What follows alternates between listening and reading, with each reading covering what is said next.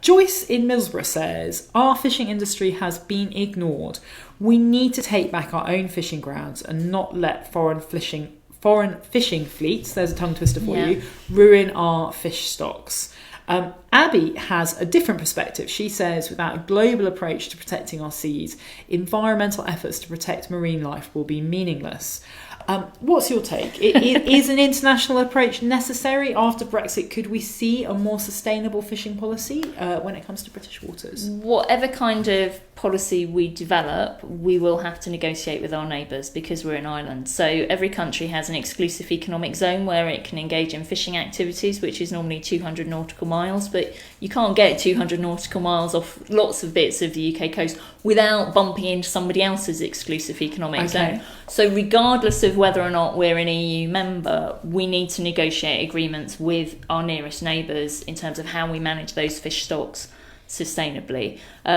As well as that, the targets that governments work to come from the International Council for the Exploration of the Seas. So even though we're no longer a member of the EU, we'll still be getting advice from the International Council for the Exploration of the Seas. That's a tongue twister as well, as to what our targets should be for different stocks. And fish don't stay still, so there's a lot of conversation about taking back our fish, but in fact they're migratory species by and large, so they're not our fish, they're fish that move around.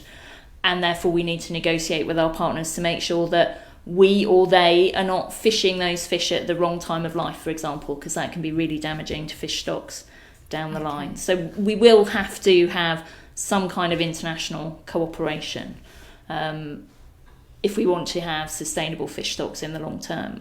There was this scallops war earlier this year, and that's a really interesting example where France had set quite strict limits on when fishers could go and fish scallops.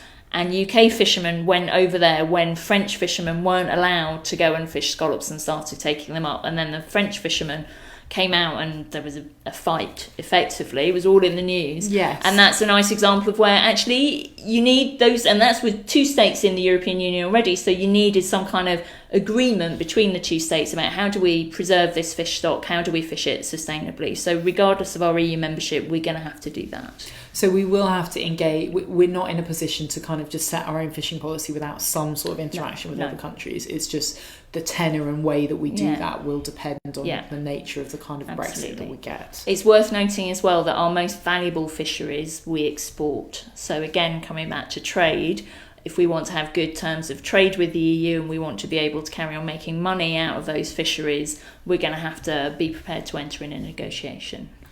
Yes, because even if we're able to do as much fishing as we'd like, we need a market to sell to. Exactly. Okay.